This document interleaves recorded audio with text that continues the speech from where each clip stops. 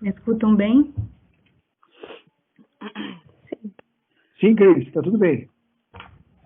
Ótimo. Então, sejam muito bem-vindos. Nós agradecemos que todos tenham reservado esse tempo para vir ouvir o que a gente tem para mostrar, para ver o que a gente tem para mostrar das nossas pesquisas. Eu sou Cristina Baena, atualmente coordeno o Centro de Ensino, Pesquisa e Inovação do Hospital Marcelino Champagnat e do Hospital Cajuru. Também sou coordenadora do Programa de Pós-Graduação em Ciências da Saúde. E nos próximos minutos, na próxima hora, a gente vai mostrar para vocês as nossas pesquisas, os resultados preliminares do que a gente tem feito, do que a gente tem estudado sobre a COVID.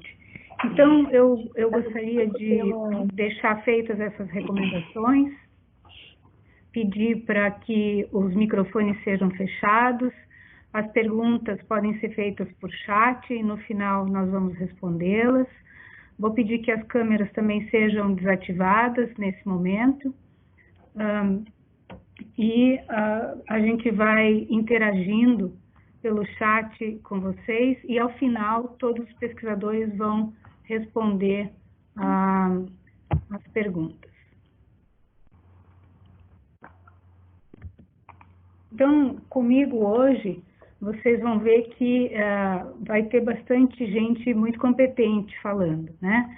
Então, a professora Lúcia de Noronha, que é médica, patologista, ela é professora da PUC do Paraná, ela é pesquisadora e docente permanente do Programa de Pós-Graduação em Ciências da Saúde, também é bolsista produtividade. Depois vem o Dr. Jarbas da Silva Mota Júnior, que é médico intensivista, com título pela AMIB. Ele é o coordenador da UTI do Hospital do Marcelino Champagnat. Doutora Ana Flávia Ribeiro dos Santos Miguelaro, é médica, cirurgiã torácica, bastante experiência em gestão hospitalar. Ela foi a gerente médica anterior do Hospital Marcelino Champagnat, e logo em seguida que ela deixou o cargo, ela iniciou essa pesquisa conosco, finalizou o mestrado em Ciências da Saúde e tem como projeto de doutorado essa pesquisa que ela vai começar a mostrar hoje para vocês.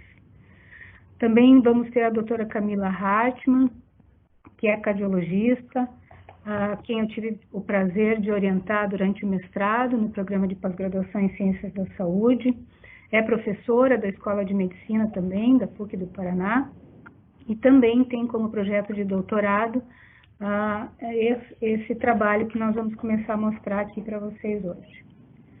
Então, a nossa programação ela vai ficar dividida dessa forma. Eu vou brevemente apresentar o nosso projeto, como é a nossa logística, algumas perguntas que nós já começamos a responder.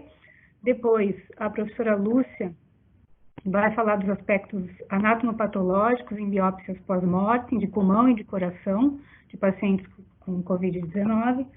O Dr. Jarbas vai falar sobre as implicações dos aspectos anatomopatológicos na ventilação mecânica desses pacientes. Na sequência, a doutora Ana vai falar sobre as implicações desses achados no sistema vascular desses pacientes. E a doutora Camila vai complementar falando sobre os dados de anatomopatologia da injúria miocárdica que nós encontramos nesses pacientes. E ela também vai falar sobre algumas perspectivas que já foram, que nós já vemos a partir desses resultados. E bem rapidamente, no final, eu vou mostrar alguns dados epidemiológicos das primeiras análises que nós fizemos dos primeiros 190 pacientes atendidos em 3 hospitais de Curitiba. Na sequência, a gente vai responder as perguntas e eu espero que todos aproveitem essa sessão. Então, eu quero iniciar falando para vocês da nossa estrutura, né? O Grupo Marista tem 2 hospitais, um deles é um hospital privado, né, o Marcelino Champagnat, que é reacreditado pela JCI, tem um perfil majoritariamente cirúrgico, tem 116 leitos, dos quais 30 leitos são de UTI. Em relação à Covid, eu acho que é fato notório que ele rapidamente se tornou referência em Curitiba. Os primeiros pacientes internados, pelo próprio perfil sociodemográfico da doença, esses pacientes vieram para o Marcelino. A gente tem também o Hospital Cajuru, que é um hospital de gestão privada, mas ele é 100% filantrópico, com leitos SUS. É um hospital de 206 leitos e esse hospital, sim, já tem uma tradição maior de pesquisa e ensino, né? Tem uma relação muito longa com a Escola de Medicina e com a Escola de Ciências da Vida. E o Cajuru, ele se tornou referência com o contexto Covid, porque passou a receber trauma da região metropolitana e também passou a receber paciente com perfil clínico. Então, eu quero aproveitar e mostrar para vocês uma outra unidade da nossa estrutura no Grupo Marista, que é o programa de pós-graduação. Ele é um programa interdisciplinar, nós temos 17 pesquisadores, nós temos conceito 5 na CAPES, portanto, é um programa de excelência nacional. E embora ele seja um programa pequeno para essa área no Brasil, ele está entre os 10 programas mais produtivos do país. E todas essas especialidades, nesse momento, estão direcionadas para o estudo da Covid-19. É uma característica do nosso programa, sempre foi, inclusive, a execução.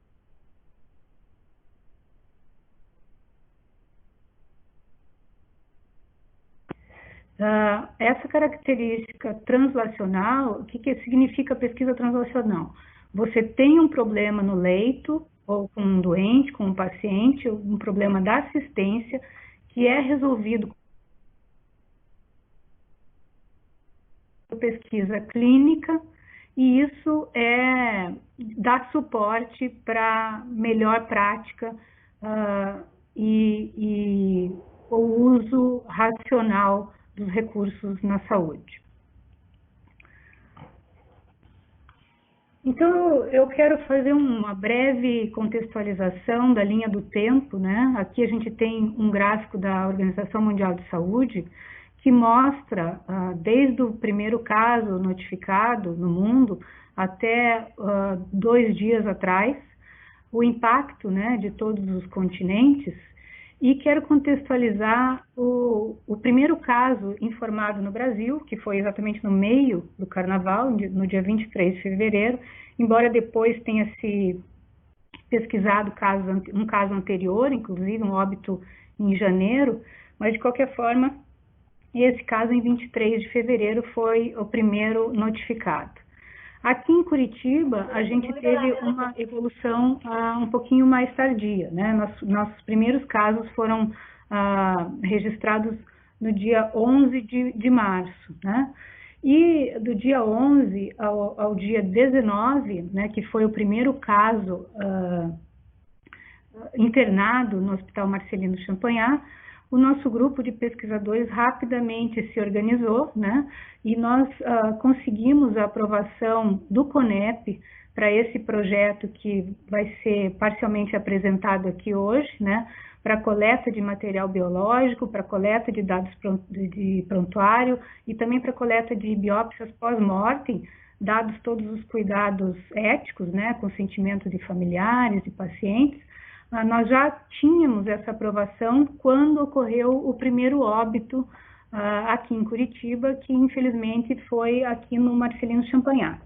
Então, quando esse óbito ocorreu, nós já tínhamos toda a estrutura preparada para tentar entender um pouco o que estava acontecendo naquele momento. Eu quero lembrar a todos que até pouco tempo atrás existia uma escassez importante de estudos de boa qualidade sobre essa doença, e naquele momento sabia-se menos ainda do que se sabe hoje, né? Então nós partimos para a análise anatomopatológica dessas biópsias pós-mortem que iniciaram desde o primeiro óbito. Então, quando a gente fala em fazer pesquisa, é importante entender que por trás disso tem uma logística muito importante, né?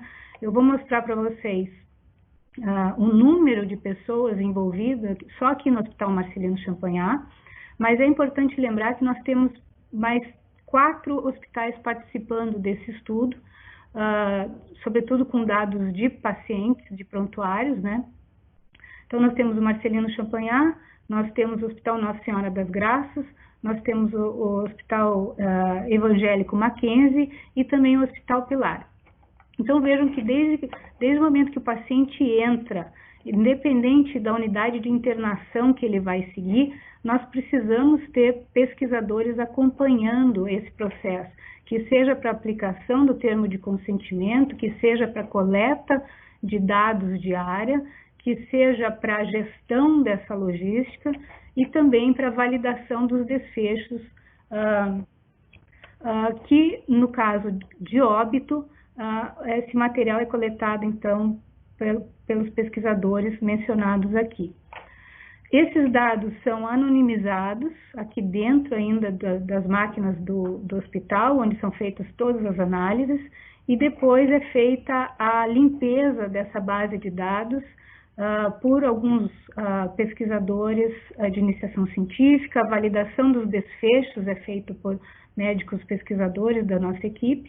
E aqui eu estou mencionando alguns componentes de outros hospitais também, Essa logística toda, ela é supervisionada pelo nosso Centro de Ensino, Pesquisa e Inovação, e nós temos 3 laboratórios da PUC do Paraná que têm funcionado em tempo integral para trabalhar com essas amostras. Então, é o laboratório de anemia e imunidade, o laboratório de doenças infecciosas emergentes e o laboratório de patologia experimental.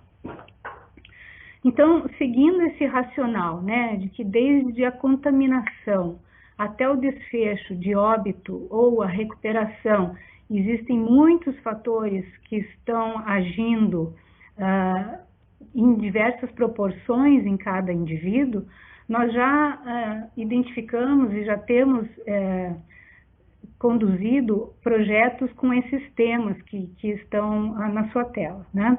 E para isso nós temos já feito colaboração com a Universidade Federal do Paraná, a Fundação Pequeno Príncipe, com a Federal do Rio de Janeiro, a Fiocruz, a USP e 2 universidades internacionais, que são a Universidade de Queensland, na Austrália, e a Universidade de Washington, em St. Louis. Então, nesse momento, eu vou convidar a doutora Lúcia, que vai falar um pouquinho para vocês sobre o dano alveolar difuso.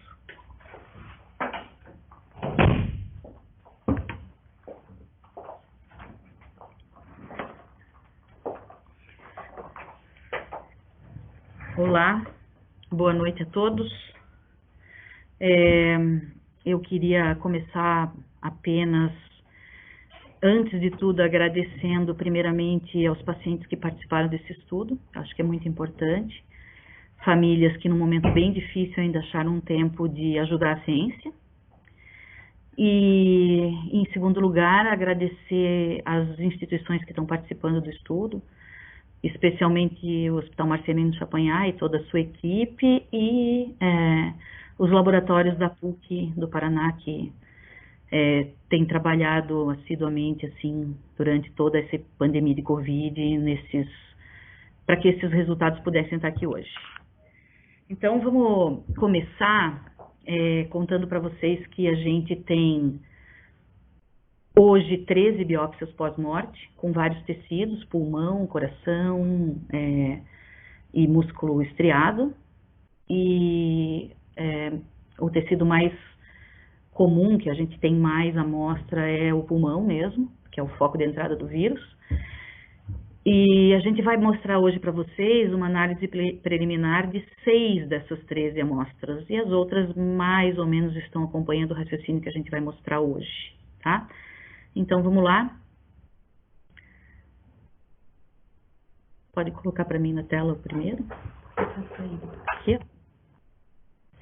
Então, esses 2 casos aqui são os primeiros 2 casos que a gente estudou e são objeto de um artigo que já está na segunda fase aí de revisão, deve ser publicado logo. Esses primeiros 2 casos já mostram para a gente, assim, no pulmão,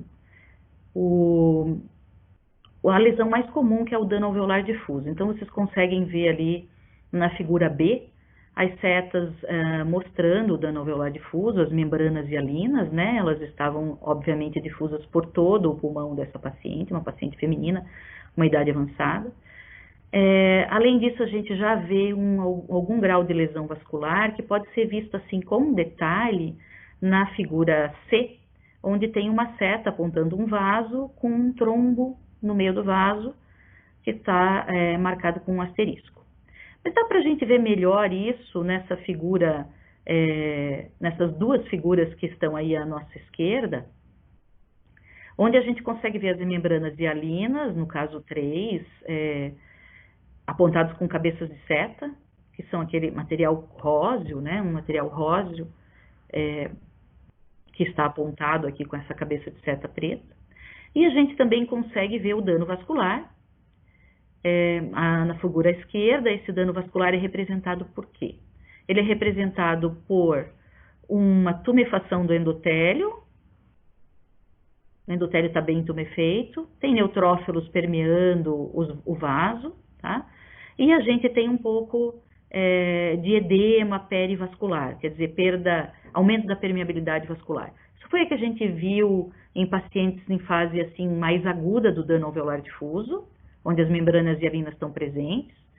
E a gente viu em pacientes também com uma fase mais crônica do dano alveolar, como é o paciente do caso 2. Se vocês olharem o paciente do caso 2, vocês vão ver que ele já tem um pulmão com um pouco de fibrose, um pulmão mais sólido, ele já está numa fase assim, de regeneração mesmo, uma fase de... Está no computador do meu filho aí. Em que o pulmão está mais inflamado e já tem fibrose. Tem alguém com o áudio aberto? Está atrapalhando um pouquinho. Bom, outra coisa que eu gostaria de marcar com vocês, além do dano alveolar difuso, em diversas fases, tanto na fase de edema septal, quanto na fase de membrana hialina, quanto já na fase de organização, vai depender, obviamente, do tempo que a gente tem desse paciente de UTI até o óbito. Uma coisa que eu gostaria de frisar bastante é a diferença que essa doença tem em relação às outras pandemias que a gente já avaliou, como, por exemplo, H1N1. A diferença principal é a endoteliopatia e a imunotrombose, tá? Aqui a gente consegue ver com bastante detalhe a cabeça de seta apontando um vaso com um endotélio bem tumefeito, alguns linfócitos e neutrófilos permeando a parede dele, e essa endoteliopatia ela é caracterizada pelo quê? Ela é caracterizada pela tumefação endotelial, que é a ativação do endotélio, além de morte do endotélio, o endotélio sofre morte celular, né? Exposição de colágeno, ativação de cascata de coagulação. E a gente consegue ver, então, aqui na outra foto, marcado com uma estrela, um microtrombo dentro de um pequeno vaso pulmonar, tá? Esses microtrombos, eles são espalhados por todo o pulmão, a gente vê isso em vários pacientes, a imensa maioria dos 13 pacientes que a gente analisou apresentam esses microtrombos, em vasos de pequeno e médio calibre, tá? E esses microtrombos, eles hoje são conhecidos como imunotrombose, tá? Tem alguns artigos relacionando isso com esse termo, imunotrombose. Por quê? Porque é uma trombose de origem imunoinflamatória, né? Então, a gente vai falar um pouquinho mais sobre isso ali na frente, mas esse é um resultado, assim, que é bem importante, vamos dizer, um target, né? Um marcador, assim, dessa lesão, que é a lesão do COVID. Outro tecido que a gente analisou é o coração, né? No coração a gente analisou o miocárdio e a gente tem um edema importante entre as fibras, vocês conseguem ver no caso 6 aqui à direita, um edema importante. E esse edema importante, ele provavelmente é devido à lesão endotelial, à ativação endotelial. Se vocês olharem a seta, eu estou apontando um vaso ativado. Como é que eu sei que ele está ativado? Ele está expressando uma molécula chamada ICAM1, que é uma molécula de adesão inflamatória, e essa molécula ela marca a lesão, a ativação do endotélio, e uma vez que o endotélio está ativado, ele aumenta a sua permeabilidade vascular e você acaba apresentando um edema entre as fibras. Esse edema, ele separa as fibras, e ao separar as fibras, ele pode ter algumas consequências clínicas que vão ser comentadas adiante, tá? Se a gente comparar estes vasos que estão expressando ICAM com os vasos do controle, vocês vão ver que o controle não está expressando ICAM, né? Então, ele não está ativado. Então, na verdade, a gente consegue saber aqui que a gente tem uma ativação endotelial importante, e essa ativação endotelial aumenta a permeabilidade vascular, e isso gera um edema do miocárdio. Parece uma coisa muito simples, mas isso gera vários problemas clínicos para os pacientes, como arritmias, enfim, isso vai ser comentado mais para frente. Depois que a gente analisou esses pacientes, assim, do ponto de vista de a patologia convencional, né, o HE, a metoxilineosina, a gente resolveu fazer uma avaliação da resposta inflamatória, tá?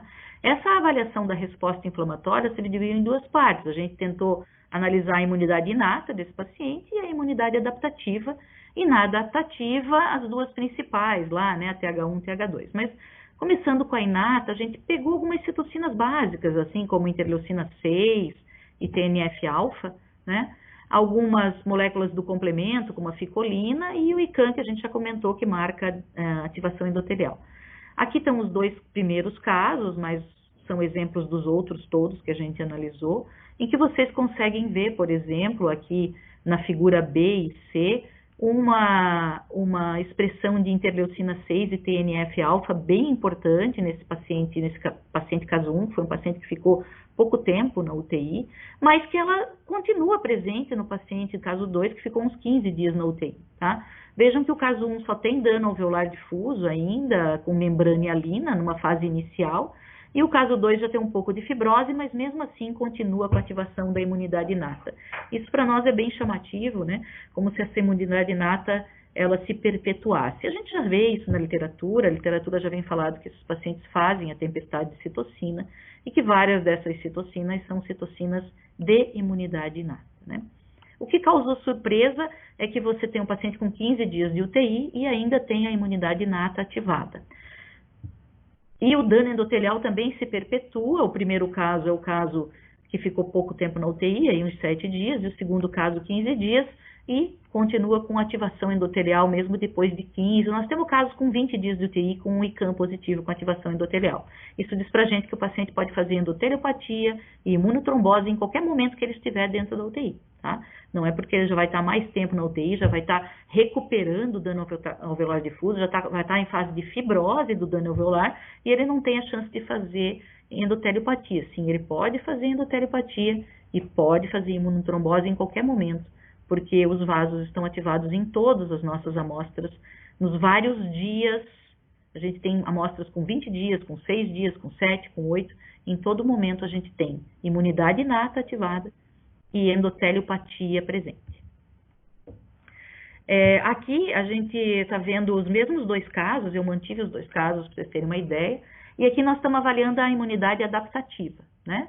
A resposta TH1 é a mais, vamos dizer, efetiva para vírus, e se vocês observarem aqui, vocês vão ver que o caso 1, com 6 a 7 dias de UTI, não tem quase resposta adaptativa TH1, e o caso 2 tem resposta, um pouco de resposta TH1, com CD8, tá? Mas a resposta mais importante que a gente encontrou foi a TH2, que não é uma resposta efetiva para vírus, é uma resposta muito profibrogênica, né? E vejam, se vocês observarem aqui nas fotos B, F, C, G, aqui para baixo, essas 3 fotos, vocês vão ver macrófagos do tipo M2, TGF-beta, interleucina 4, tudo resposta TH2, que é uma resposta que não é tão efetiva para o vírus e é muito fibrogênica. Quer dizer, ela vai deixar muita sequela, mas não vai ser tão boa para o clearance viral. Isso combina um pouco com o que as pessoas têm visto assim, na UTI de pacientes com PCR positiva por 20, 25, 30 dias, quer dizer, não executa o clearance viral, né? E já está lá na fase fibrogênica do dano alveolar. Bem diferente do H1N1, que com 7 dias já havia em vários pacientes clearance viral. Mas isso é bem explicado por uma resposta pobre TH1 e uma resposta rica TH2, que é o que a gente está vendo aqui. Depois disso, a gente resolveu escrever mais alguns papers, né?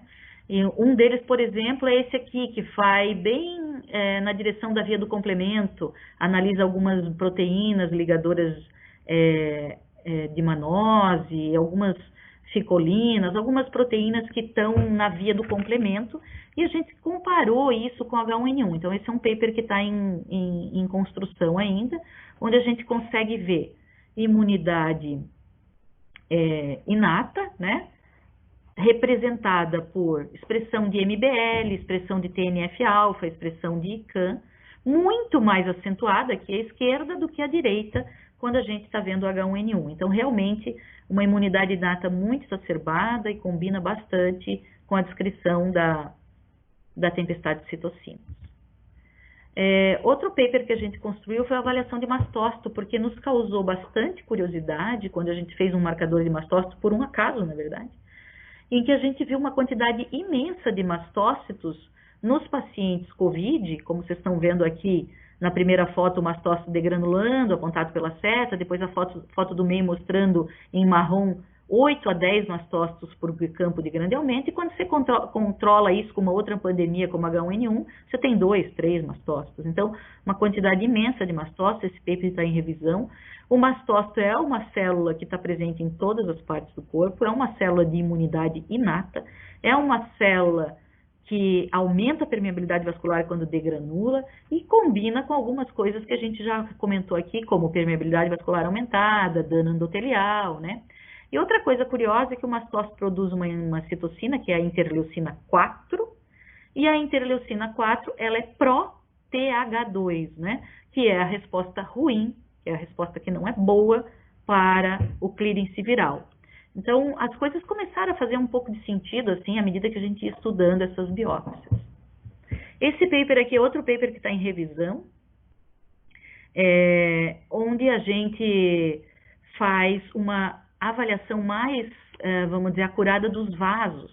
Então, vocês conseguem ver aqui, na esquerda, os vasos dos pacientes COVID e na direita H1N1. A gente está usando o H1N1 como padrão, assim, para ver as diferenças.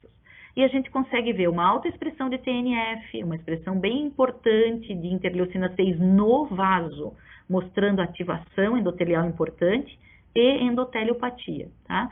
Uma expressão bem importante de ICAM, a gente já tinha visto, e uma expressão bem importante de caspase-1. A caspase-1 é um marcador de piroptose, que marca a morte do endotélio e, seguida da morte do endotélio, a liberação de citocinas inflamatórias de imunidade inata para alertar o sistema imune. Isso é bem interessante porque isso aí está presente durante 15, 20 dias no paciente, não deveria, né? Deveria ser a primeira fase da infecção viral, mas isso se prolonga. E isso mostra para a gente, de novo, que esse paciente pode sofrer endoteliopatia e microtrombose em qualquer momento que ele estiver lá na UTI, tá? Em qualquer momento que ele estiver doente com a Covid-19, tá? Não é porque ele está recuperando que isso vai esmorecer. Não, a gente tem isso em todos os pacientes em diversas fases. A gente também resolveu analisar um pouquinho da resposta TH1, TH17, é uma resposta muito efetiva para clearance viral, tá? Ela é baseada em duas citocinas, que é a IL-8 e a IL-17, duas interleucinas, e vejam que curioso, se vocês observarem Covid-19 versus H1N1, vocês vão ver que nem a interleucina 8, aqui na esquerda, e nem a interleucina 17 estão muito presentes. Isso mostra pra gente aquilo que lá no começo, naqueles dois casos, eu comentei. A gente tem pouca resposta TH1. Ela demora para acontecer. E a TH2 acontece antes, né? E isso é muito ruim, porque não é bom para clearance viral. Aqui uma avaliação um pouco mais acurada da resposta TH2. Olha lá a quantidade de interleucina 4 na primeira foto à esquerda, superior. Tá? Muito baseada na interleucina 4, com muito macrófago M2, com muito DGF-beta, mostrando para mim que eu estou usando a TH2 para fazer a minha resposta inflamatória, e essa resposta não é muito efetiva, né? para clearance viral. Outra coisa que a gente resolveu fazer ao longo desses papers, dessa análise, é uma análise de genotipagem. A gente está genotipando algumas dessas interleucinas, tá? Junto com a Faculdade Pequeno Príncipe, o Instituto de Pesquisa da Faculdade Pequeno Príncipe, eles estão genotipando para a gente essas interleucinas. E algumas coisas já têm aparecido, algumas diferenças de interleucinas, de polimorfismos em algumas interleucinas quando comparamos com pacientes controles ou com pacientes H1N1. Isso fala assim, está junto com aquela fala da professora Cris, a primeira fala dela, que a gente deve ter um genótipo mais ou menos específico e propenso a fazer essa resposta, que não só o vírus, mas o genótipo do paciente está direcionando para essa resposta e para esses fenótipos, né, para esses fenótipos que a gente está vendo nos hospitais, pacientes moderados, pacientes graves, pacientes que evoluem pior ou melhor. Nós também avaliamos o coração, eu estou quase terminando, minha última fala. No coração, a gente viu praticamente tudo que a gente vê no pulmão, a gente vê no coração, ela é sistêmica, tá? Então, observem aqui nessa foto que vocês têm a presença de interleucina 6, a presença de TNF-alfa, muito importante. Observem que vocês têm o espaçamento das fibras, né, com esse edema caracterizado pela lesão endotelial. Mas uma coisa que a gente viu no coração que nos causou surpresa é que existe uma expressão bem importante de MMP9, vocês conseguem ver aqui mais à direita nessa foto, tá aqui marcado, é uma metaloproteinase. E o que isso sinaliza para a gente? Metaloproteinase mais colágeno 3 presente e bem maior do que o controle, o meu controle está ali do lado, eu usei um paciente da mesma idade para controlar, que esses pacientes que têm edema intersticial por um tempo prolongado dentro da UTI, entre as fibras, né, miocárdicas, eles podem no futuro ter miocardiofibrose. Isso está sinalizando para a gente. Nós vamos ter essa fala de novo aí, daqui mais alguns minutos, com a doutora Camila, que vai comentar algumas das consequências clínicas. Era isso que eu tinha para falar. Eu vou chamar agora o Jarbas para conversar com vocês um pouquinho sobre clínica. Muito obrigada.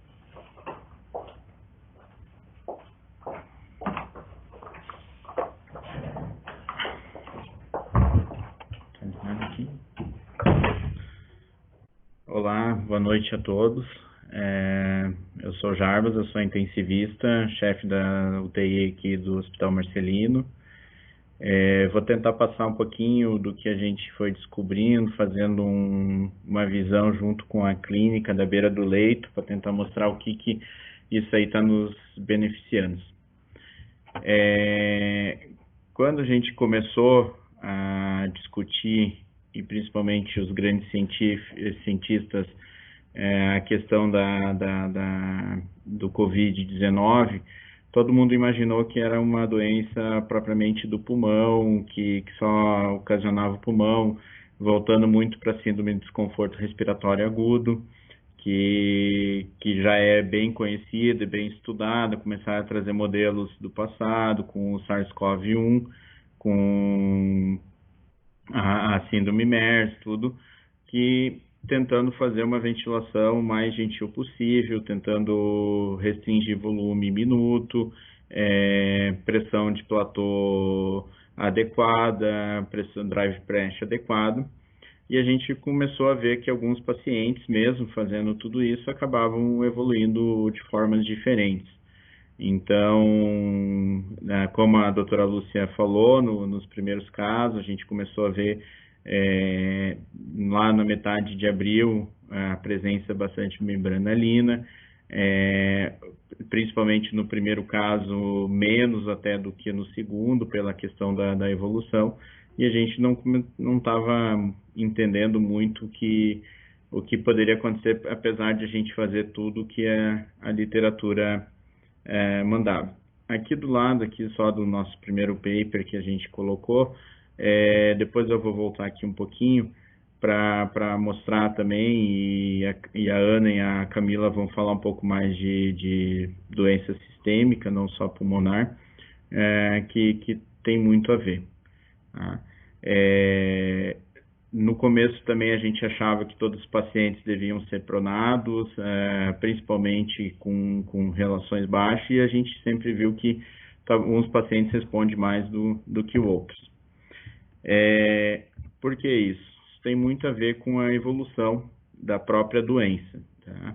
Então, a gente até tem visto agora, mais nesse caos aí que a nossa cidade está passando, que a gente começou a ver um número maior de pacientes e com diferentes situações e evoluções de dias. Pacientes que talvez no primeiro, segundo, terceiro dia são praticamente assintomáticos, do 7º ao 10º começa a ter um pouquinho mais sintomas e acabam complicando até mesmo, às vezes, a partir do 10º período. Então, isso tem muito a ver e foi corroborado na literatura a questão dos fenótipos pulmonares. Foi proposto primeiro pelo Dr. Gattinoni. O Dr. Gattinoni é um intensivista italiano, dentro da área da terapia intensiva, talvez um dos que da parte ventilatória que tem mais publicações hoje em dia, e ele primeiramente mostrou, e aqui também outros grupos, como o grupo da doutora Patrícia do Rio de Janeiro, que a gente pode ter vários fenótipos, isso que a gente viu também no começo, por isso as diferenças, tá? Então o ideal é a gente decifrar aí esse fenótipo na beira do leito, tá? Aqui, que é do grupo da doutora Patrícia, eles falam em fenótipo 1, 2 e 3, o Dr. Gattinoni, ele separou em fenótipo L e fenótipo H. O que seria tudo isso? Seria o tanto de comprometimento pulmonar. O fenótipo tipo 1 seria o que eles chamam de um pulmão mais leve, tá? Com menos fibrose, com menos edema pulmonar.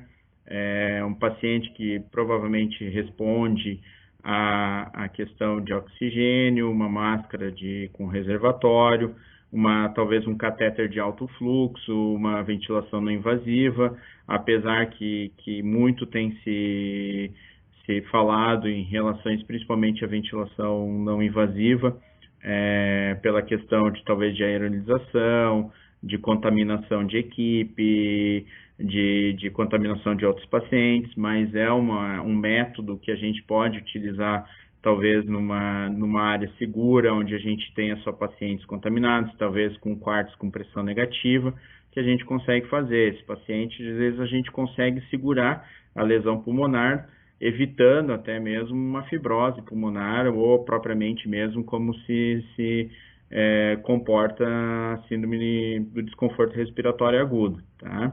Então, o que a gente vai ver nesse paciente? Principalmente uma complacência adequada, apesar de a gente ter uma tomografia que mostra uma lesão difusa, como na antiga SARA, hoje a SDRA, a gente vê que o paciente, diferente dos outros, tem uma complacência adequada. Eles não precisam de uma PIP tão alta para a gente conseguir um recrutamento alveolar, bem pelo contrário, às vezes até mesmo a gente tem uma instabilidade hemodinâmica muito nesses pacientes, a gente começa a usar muita PIP. Tá? Eles respondem muito mais a FO2 do que a PIP. Aí a gente tem um fenótipo aqui do lado, um fenótipo tipo 2, que seria uma transição, que a maioria dos pacientes que acabam tendo uma intubação, que eles começam a ter uma telectasia mais moderada, eles precisam de uma PIP um pouquinho maior, esses pacientes respondem mais do que o fenótipo tipo 1 à posição prona.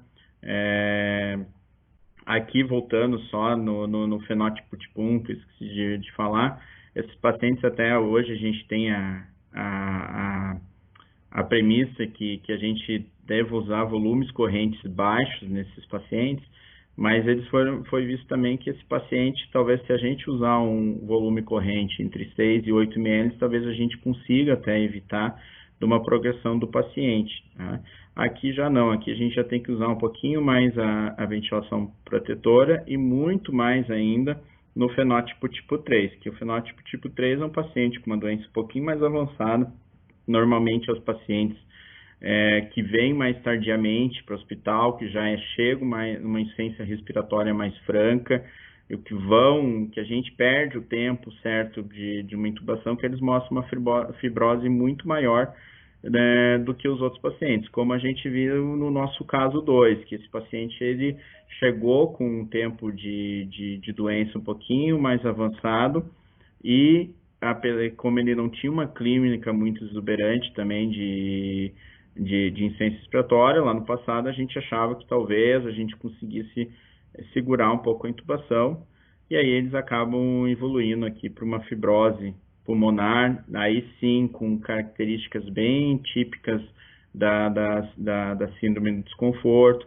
Eles precisam um recrutamento alveolar com uma PIP um pouco mais alta, temos que utilizar as tabelas PIP e FO2, a maioria deles a gente precisa pronar, e aí a gente entra numa fase crônica que a gente começa a ter lesões.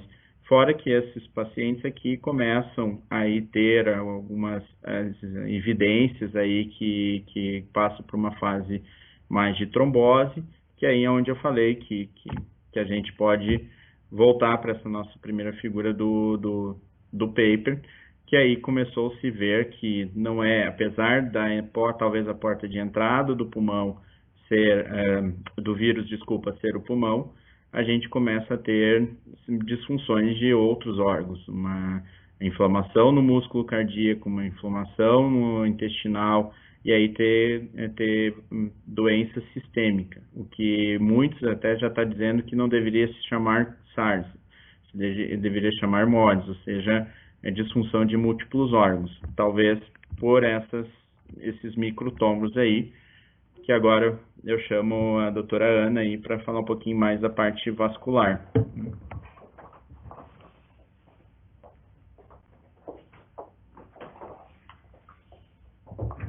Boa noite, muito obrigada pela presença de todos.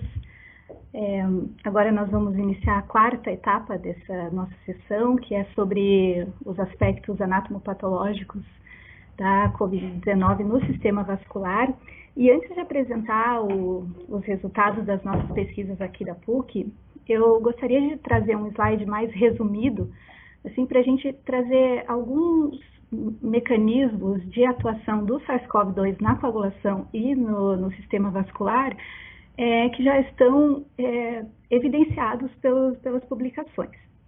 O primeiro deles é a hiperviscosidade sanguínea, que a gente vê na COVID-19. Essa hiperviscosidade já é conhecida nossa de longa data, porque ela é bem presente na sepse bacteriana, e ela ocorre devido ao aumento do número de células e da concentração plasmática de proteínas, como o fibrinogênio e as citocinas.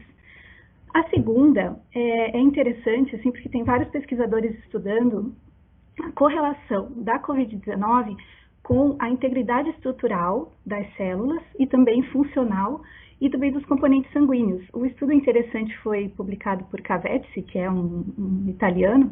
Ele associou a inflamação e a hipóxia da COVID-19 com a estrutura da hemoglobina e das moléculas de ferro dos pacientes. A terceira delas também é um estudo bem legal publicado no New England, que usou biópsias pulmonares de pacientes que faleceram de COVID-19. Eles evidenciaram a angiogênese, que esse tem poucos estudos que estão demonstrando, mas existe um tipo de angiogênese que é muito rápida, a angiogênese intussusceptiva, é um tipo de angiogênese que ocorre de uma forma muito aguda, devido a um sofrimento tecidual agudo também. E por último, e não menos importante, o dano endotelial, que a professora Lúcia já falou bastante, e a microangiopatia. A microangiopatia ela tem sido vista muito no tecido pulmonar, porque é o tecido que os estudos têm mais acesso, né? É onde se começou a estudar sobre a COVID-19. E além do dano endotelial dos capilares pulmonares, também existe a oclusão deles por trombos de fibrina. Esse daqui é um slide que eu apresento para vocês, o nosso paper que a gente submeteu à publicação, e o título dele é A Disfunção Endotelial e a Piroptose, levando a uma imunotrombose provocada pelo SARS-CoV-2. A hipótese desse estudo era que a ativação endotelial provocada por esse vírus e sua evolução para a piroptose desencadeasse um estímulo inflamatório tão intenso, culminando com uma doença sistêmica imunotrombótica e grave. Essa figura aqui, ela demonstra de uma forma bem esquemática, assim, a maior parte das nossas evidências. Aqui nós temos o alvéolo, com os pneumócitos, as partículas virais, que quando entram no espaço intraalveolar, provocam uma reação imune, né, de defesa do organismo tão intensa, que aumenta a permeabilidade do alvéolo e a permeabilidade do vaso sanguíneo. Isso provoca uma migração das células e toda a substância produzida aqui para o meio intravascular e, consequentemente, as partículas virais também entram na corrente sanguínea. O problema começa aqui, quando algumas proteínas da superfície viral reconhecem receptores nas células do endotélio e invadem a célula. Quando o vírus entra no meio intracelular, ele provoca uma reação inflamatória tão importante que a célula se autodestrói, liberando para a corrente sanguínea todas as organelas e uma quantidade muito grande de citocina, criando esse ciclo. Esse esquema, ele demonstra aqui um capilar pulmonar, mas se a gente lembrar que vasos sanguíneos existem em todos os órgãos e sistemas, aí que começa a nossa preocupação na patogênese dessa doença, como, por exemplo, no miocárdio, que é o tema da doutora Camila na próxima sessão. Falando um pouquinho da imunotrombose, a imunotrombose é uma trombose intravascular provocada por uma reação do sistema imune, mas é uma trombose. E quando a gente lembra da tríade de Virchow, que foi descrita há mais de 100 anos, onde tem os 3 fatores que contribuem para a formação de trombos intravasculares, a COVID-19 já mostra para a gente que nós já temos um primeiro fator, que é a injúria da parede vascular. Aqui, para relembrar a tríade de Virchow, além da injúria da parede vascular, se a gente lembrar lá do primeiro slide que nós mostramos a hiperviscosidade, as anormalidades das células e das proteínas sanguíneas, sim, a COVID-19, além de ter a injúria da parede vascular, ela tem um estado hipercoagulável. O terceiro fator da tríade de Virchow é a estase circulatória. A estase é uma condição muito preocupante em qualquer paciente que é internado em UTI, mas as formas leves e moderadas da COVID-19 também podem cursar com estase circulatória, porque elas debilitam tanto o indivíduo que o indivíduo precisa ficar em repouso até pela própria doença, né? É uma orientação médica, mas ele fica em repouso espontaneamente, porque ele se sente muito cansado e debilitado. Além de que existe uma orientação do isolamento desses pacientes. Então, às vezes, eles podem ficar em ambientes tão restritos que eles não conseguem deambular muito. Então, nós estamos aqui diante de uma doença que ela proporciona os 3 fatores principais para desenvolver trombos intravasculares. Sobre as evidências recentes nesse tema, eu trouxe mais um slide aqui representativo para a gente perceber a grande quantidade de papers que semanalmente invadem os nossos e-mails, os nossos links.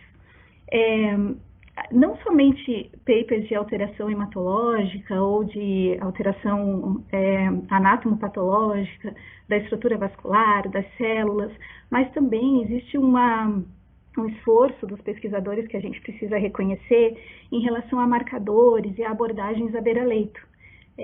Os pesquisadores estão tentando ajudar quem está ali na linha de frente. E quem tem recebido um destaque com muita evidência, sim, é o dedímero.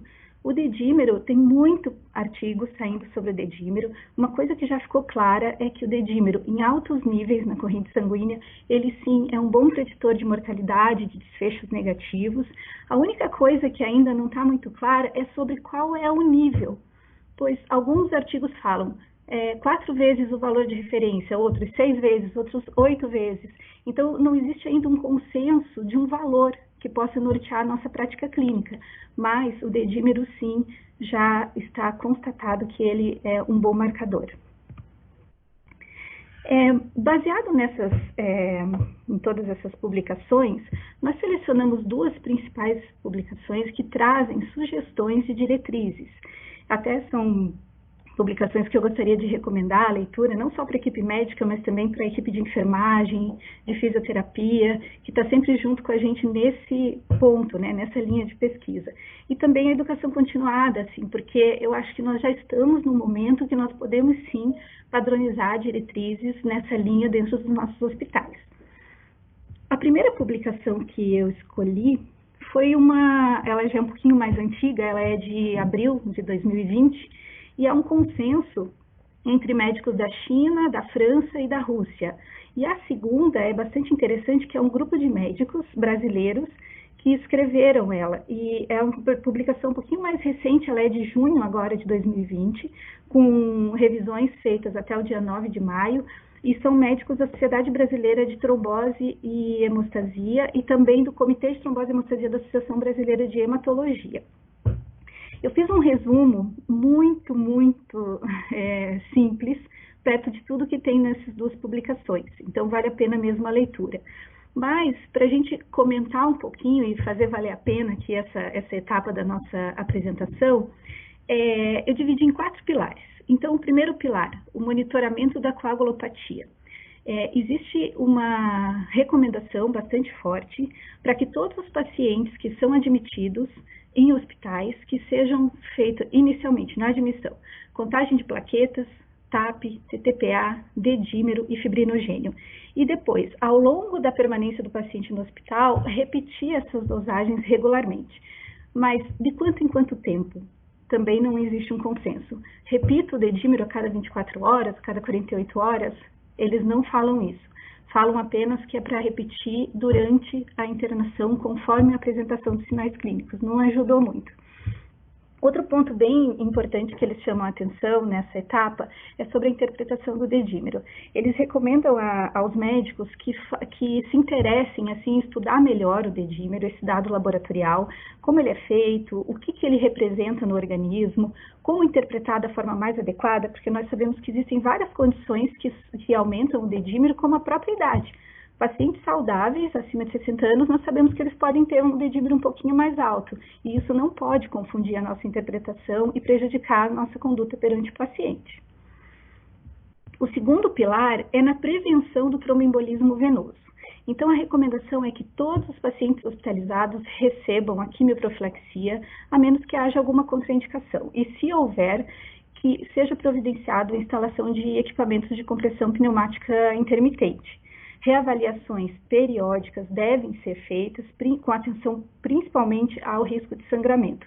Existem até algumas escalas que foram desenvolvidas para avaliar o risco de sangramento, para ajudar o médico, né, na hora de fazer essa avaliação. E qual dose, qual medicamento nós devemos usar? A recomendação é que nós usemos a dose habitual. Nós aqui estamos acostumados a usar a heparina de baixo peso molecular, que é a enoxaparina, em dose de 40 mg por via subcutânea uma vez ao dia, mas essa dose deve ser corrigida para pacientes obesos e também de acordo com a função renal.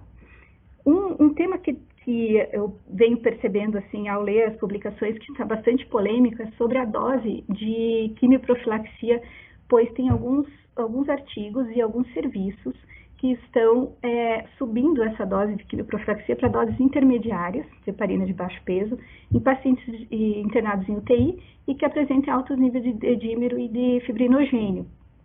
O benefício dessa prática ele é controverso.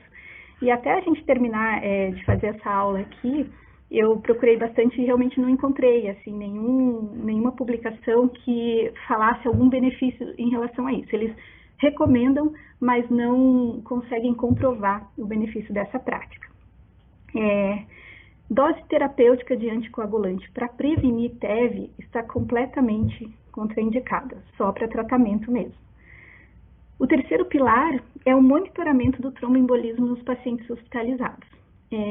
Uma dessas publicações que a gente está usando, ela traz que a incidência do tromboembolismo venoso em pacientes admitidos em ambientes hospitalares é de 8% a 60%. É uma faixa muito grande, não nos ajuda muito. Mas tem um dado que ele tem sido cada vez mais validado, é que 50% dos pacientes que desenvolvem TEV, eles permanecem assintomáticos. Ou eles recebem alta, ou eles vão a óbito, e nós não ficamos sabendo que ele desenvolveu o TEV. Por isso, é muito importante esse tipo de monitoramento. Agora, um dado muito preocupante é que os pacientes que estão em UTI, entre 40% e 60% desenvolvem o tromboembolismo, mesmo usando a quimioprofilaxia adequada. Por isso, a recomendação da diretriz é que seja realizado um Doppler venoso de membro inferior na admissão da UTI e depois a cada 5 dias ou sob suspeita clínica, tentando procurar uma trombose venosa profunda silenciosa. Em relação ao tromboembolismo pulmonar, não existe nenhum tipo de monitoramento através de exames, eles recomendam apenas fazer vigilância de sinais clínicos e ecocardiográficos. E por último, para finalizar, a profilaxia pós-alta e os cuidados domiciliares. Sim, é possível e é recomendado estender a quimioprofilaxia pós-alta para um perfil específico de pacientes, como pacientes de alto risco, que nós podemos avaliar esses pacientes através de escalas como de Padua, pacientes obesos, pacientes que vão permanecer num estado de imobilidade mais importante. Essa profilaxia pode ser estendida até 7 dias. Agora, uma coisa muito importante, a gente precisa ter contato com o paciente, reavaliar esse paciente, principalmente do ponto de vista de sangramento, pois o custo-benefício, a gente precisa toda hora ter contato para poder avaliar isso, porque é um medicamento de alto risco para ser usado em ambiente domiciliar.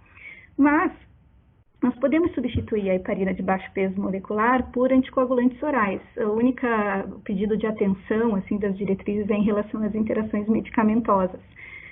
E, por último, recomendações simples, como incentivar a mobilização e a ingesta adequada de líquidos, para que os pacientes tenham hábitos que ajudem a evitar o desenvolvimento do tromboembolismo. Era isso, muito obrigada. Agora eu vou chamar a doutora Camila para falar sobre os aspectos cardiológicos.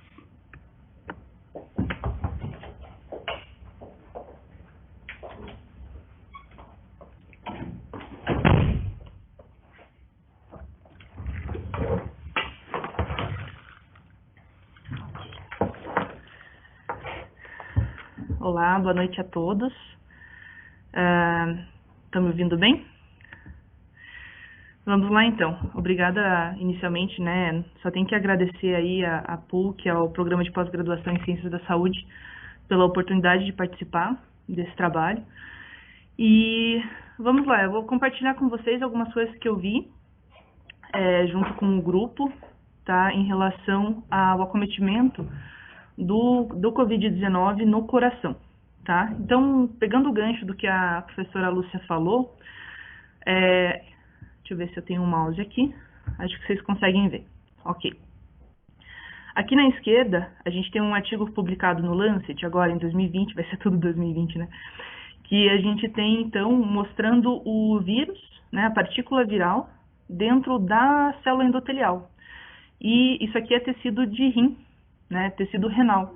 Então, a gente já sabia, né, ali no começo da epidemia, na metade dela, que a gente tinha partículas virais dentro de células endoteliais fora do pulmão, né? No caso aqui, o tecido renal. Isso chamou bastante atenção e foi de encontro com o que a gente viu nas biópsias de pulmão que a professora Lúcia já mostrou. Esse outro estudo, aqui ao lado, né, publicado no European Journal of Heart Failure, ele mostrou essas partículas virais agora em biópsias de coração. Então, realmente, nós temos vírus dentro do tecido cardíaco, né? Só que nesse caso aqui, a célula estava a partícula viral estava no interstício, numa célula intersticial, e não dentro do cardiomiócito. Mas a gente sabe que tanto o cardiomiócito quanto a célula endotelial tem o receptor ACE2, que é o receptor por onde o vírus entra nessas células. Então, aí a gente já tinha evidência de uma doença realmente sistêmica, né? A gente tem viremia nessa doença, e embasou, né, a nossa hipótese para prosseguir na pesquisa do acometimento cardíaco que o SARS-CoV-2 faz. Então, essa figura já foi mostrada pela professora Lúcia, mas eu queria enfatizar novamente. Então, quando a gente sentou lá no laboratório para ver essas lâminas, a primeira coisa que gritou aos olhos e que a gente ficou impressionado e foi atrás de estudar o que estava acontecendo, foi que, aqui no caso, né, nos dois casos, nas duas biópsias de COVID, vejam que o interstício aqui, né, ele está aumentado. A gente tem um edema intersticial que separa os cardiomiócitos nos pacientes com COVID quando comparado com um controle, né? E esse controle era uma senhora de 80 anos que tinha falecido de TEP, pós uma cirurgia de artroplastia de quadril, e também era hipertensa, diabética e tinha doença coronariana prévia, né? Então, era um controle bem pareado com os nossos casos. E mesmo assim a gente observa, né, a perda dessa funcionalidade do sincício cardíaco. Foi a primeira coisa que saltou aos olhos. E aí a gente pegou e foi estudada a parte... Deixa eu só voltar nesse slide só para finalizar, que eu acho que eu não concluí. A perda desse sincício, na nossa hipótese, né, o sincício cardíaco ele é muito importante para que tenha uma funcionalidade a parte elétrica e contrátil do coração. Então, a gente tem as junções GAPs, os discos intercalares, que eles juntam essas células e fazem com que o potencial de ação vá, né, e a contratilidade aconteça de uma forma adequada, né. Então, tanto a parte elétrica quanto a parte contrátil do coração dependem de uma boa arquitetura, né, do tecido. E aqui a gente tem perda dessa arquitetura. No nosso paper, a gente também viu que a gente tem a ativação de alguns fatores, como a professora Lúcia falou, né, caspase 1, CD163, né, o colágeno tipo 3, né, aqui eu peço perdão, só ficou um pouquinho fora de ordem aqui, mas vocês conseguem ver que no COVID versus o controle, a gente tem uma maior expressão de várias moléculas, né, que a gente foi avaliando e foi entendendo qual que era o racional fisiopatológico para o acometimento cardíaco dessa doença.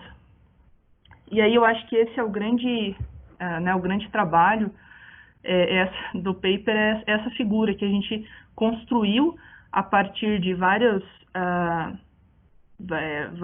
revisões de literatura que foram acontecendo nesse período, junto com os dados que a gente achou das biópsias, né? E a gente propôs uma fisiopatologia, né, do acometimento cardíaco do COVID-19.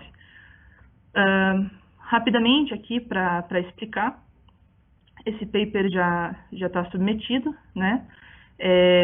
Então, assim, a gente tem um acometimento no coração, aqui a gente tem o vírus, né? No coração a gente tem um acometimento endotelial e do próprio cardiomiócito, do miocárdio em si, né? O acometimento endotelial, a doutora Ana falou muito bem agora há pouco, né, de como que ele acontece, mas a gente percebeu isso também no tecido cardíaco, né? Com a ICAN, a gente tem, então, ativação endotelial, isso faz aumento da permeabilidade vascular, extravasamento de líquido, edema intersticial. E esse edema intersticial, como eu já falei, pode alterar a estrutura contrátil e elétrica do coração, fazendo arritmia cardíaca e disfunção miocárdica, né? Isso ainda numa fase aguda da doença. Podendo postergar depois para a fase crônica, como eu vou falar o seguinte. A gente também tem a piroptose, né, que tem a caspase 1 que estava ativada, então a gente tem piroptose, tem disfunção endotelial, que como a doutora Ana já falou, pode predispor então trombose e isquemia, né, que é um outro racional dessa fisiopatologia. E por último, no miocárdio, a gente tem então uma resposta exacerbada TH2, que é uma resposta muito fibrogênica, né? E a gente teve aqui nessa tabela um aumento de colágeno tipo 3, que é um colágeno que aparece, ele não é assim um colágeno tão prevalente em corações normais, e que mas ele ainda é um colágeno jovem, né? O colágeno tipo 1, que é um colágeno mais tardio, não teve diferença entre controle e o paciente dos dois pacientes da biópsia. Então, isso sugere para a gente não consegue provar, né? Isso é uma hipótese, mas isso sugere que essa doença pode fazer fibrose miocárdica num tempo médio para longo, né? Então, por isso que a gente colocou aqui numa possível fase crônica da doença, a gente possa ter fibrose miocárdica nesses corações. E fibrose, principalmente endocardiomiofibose, né? Fibrose intersticial. E isso pode gerar arritmias cardíacas futuras. Então, falando de arritmia, né? Para embasar essa nossa hipótese, então, a arritmia maligna, né, que é definida como ou uma taquicardia ventricular sustentada, que induz instabilidade hemodinâmica, ou fibrilação ventricular, essa arritmia cardíaca, ela foi, sim, prevalente nos pacientes com Covid-19, tá? De 138 pacientes hospitalizados, 16,7 tiveram arritmias, tá, nesse estudo, e 7,2% também dos pacientes tiveram injúria miocárdica, tá? Aqui, a gente tem, só um pouquinho, deixa eu ver aqui. Isso. E nesse outro estudo, tá, 187 pacientes hospitalizados, os pacientes que tiveram elevação de troponina, tá, tiveram mais frequentemente arritmias cardíacas, 11,5% versus 5,2%.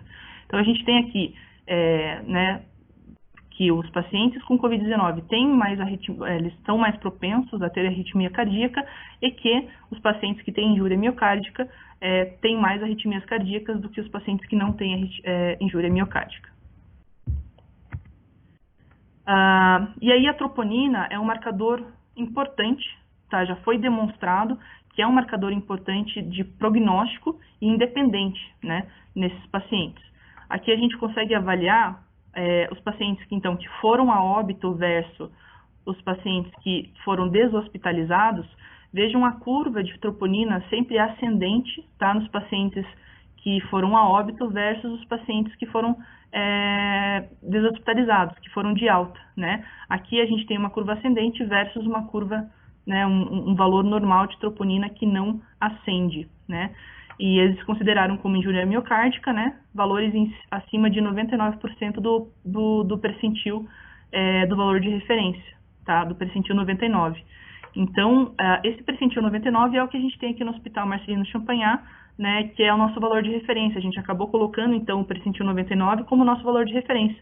19,8 para homens, 11,6 para mulheres e uma média aí de 15,5 de troponina ultrassensível, tá?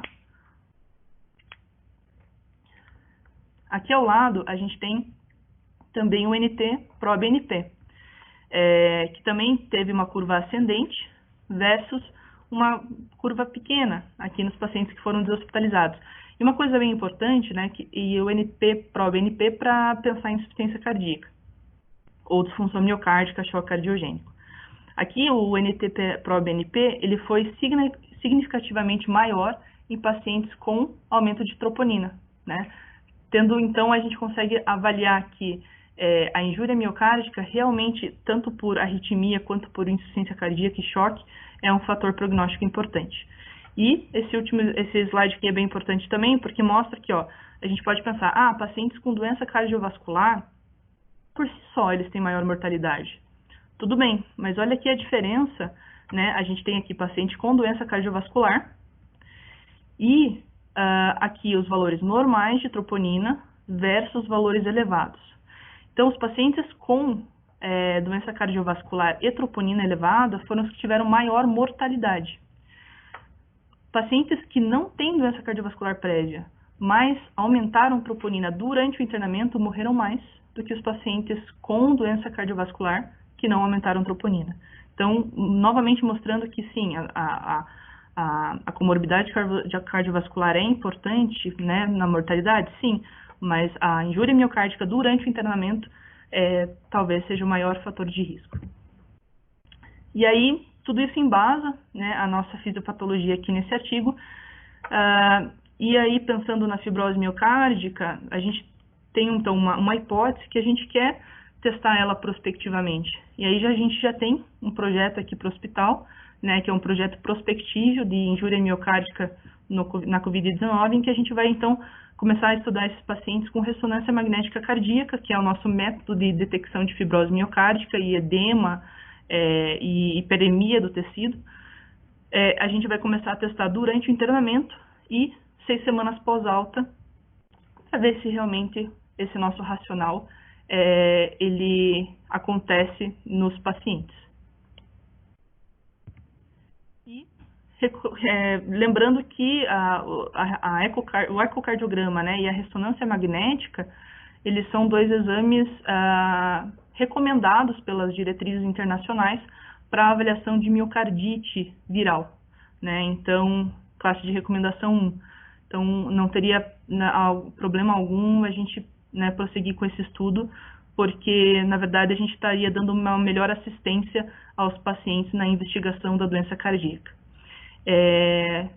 Acho que é isso que eu tinha para falar para vocês. Eu quero retomar agora com a professora Cris, para ela dar só uma última pincelada dos dados epidemiológicos que a gente já tem. Obrigada.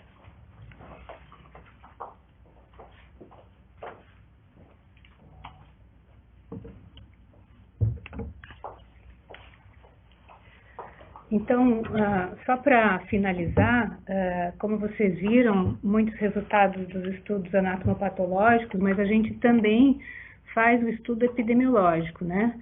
Então, dos nossos dados sociodemográficos, a gente tem avaliação já de 184 pacientes, todos esses pacientes confirmados com PCR positiva, desses 4 hospitais, né, o Pilar contribuiu com um paciente, que vocês estão vendo. Eu quero agradecer muito nesse momento a professora Márcia Landowski, que nós temos a sorte de ter conosco. Talvez, eu já trabalhei com bastante bioestatístico, e eu acho que essa é a pessoa mais competente com quem eu já tive o prazer de fazer uma análise estatística. E ela tem nos ajudado nisso e numa velocidade impressionante. Então, se vocês observarem aqui a distribuição do sexo de sexo da nossa população, nós temos uma proporção maior de homens do que o que está descrito na literatura.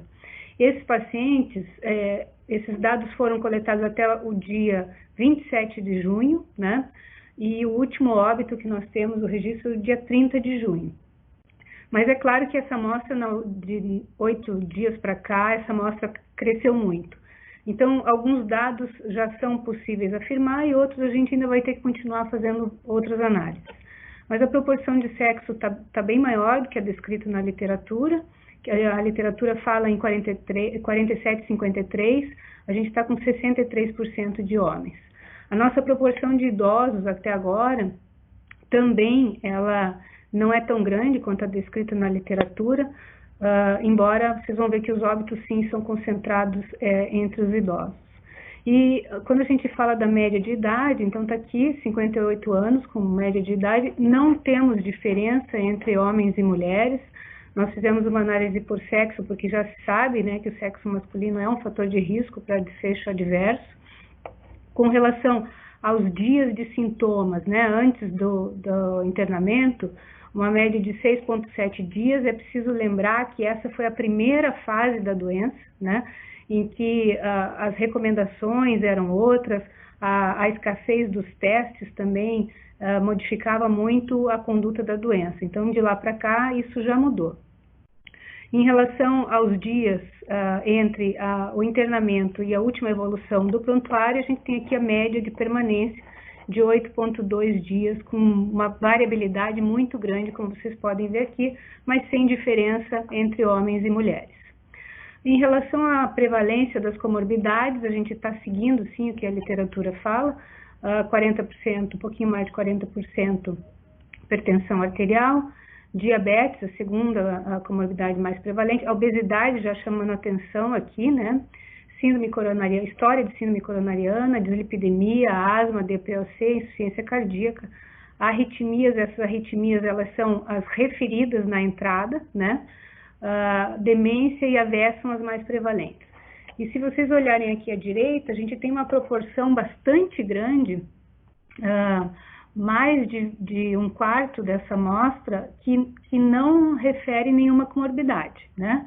E se a gente juntar os que não referem comorbidade com os que têm uma comorbidade só, a gente tem mais de metade da população internada nesses hospitais.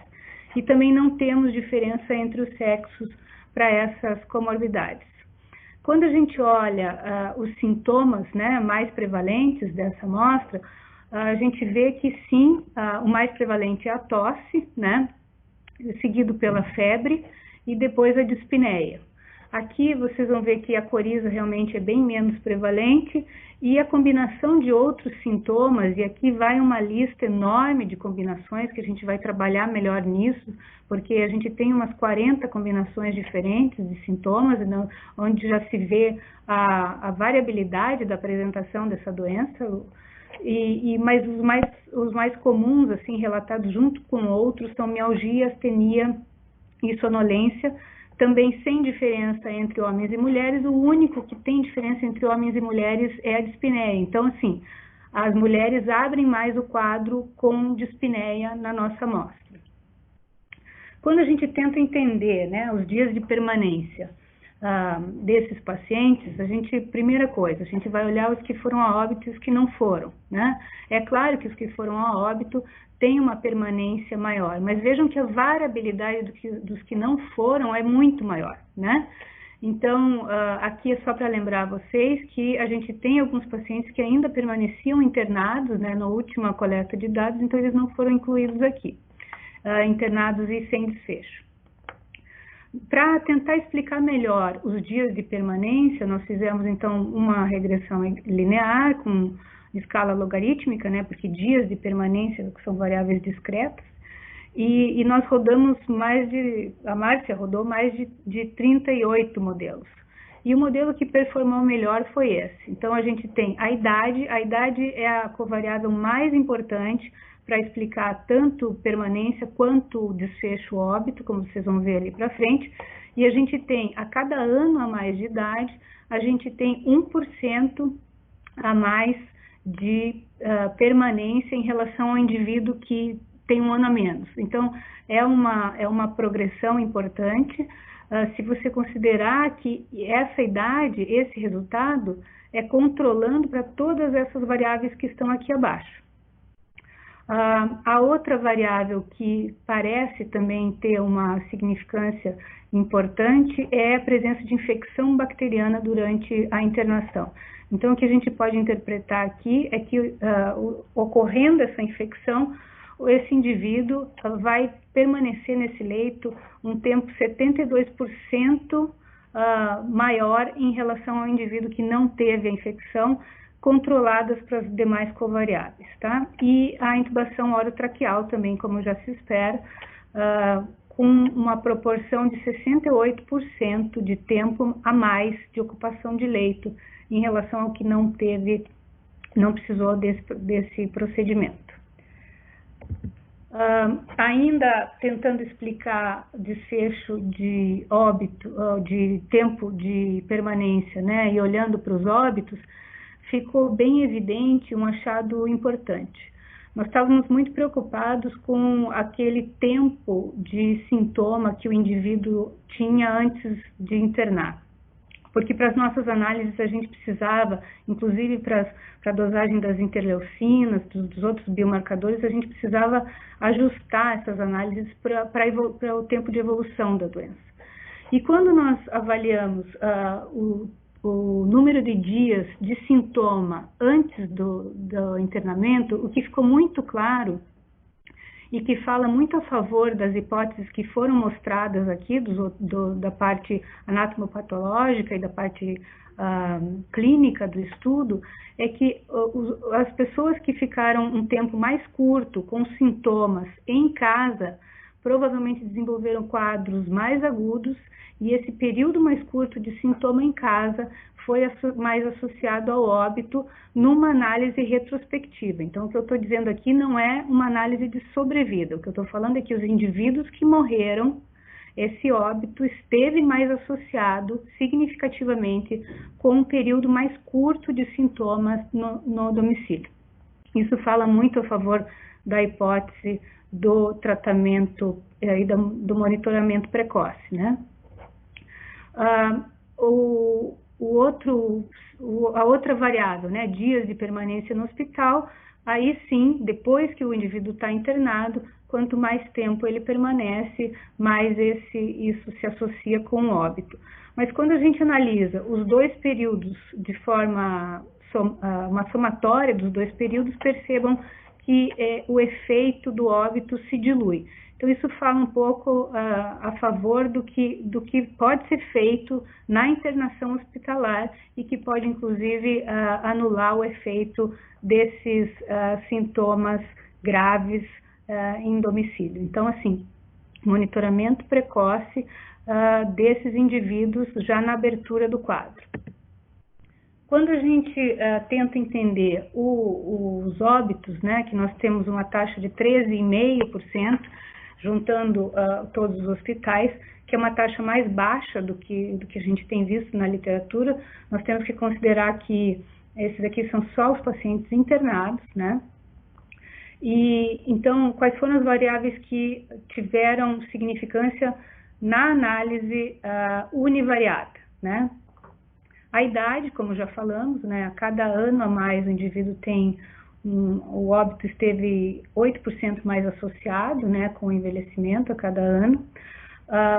A questão do tempo de sintoma, quanto mais curto foi esse tempo de sintoma antes da internação, mais isso esteve associado com o óbito.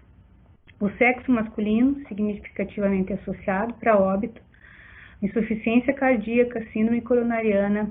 A doença arterial periférica chama muita atenção, porque embora a gente tenha apenas 4 casos, né, ela é uma doença que já está mostrando a significância na associação com desfecho adverso, o que fala muito a favor da ativação endotelial, da doença vascular, da imunotrombose que foi falada aqui, né? Então, a gente, olhando nos dados clínicos epidemiológicos, a gente comprovando as hipóteses que foram levantadas ali.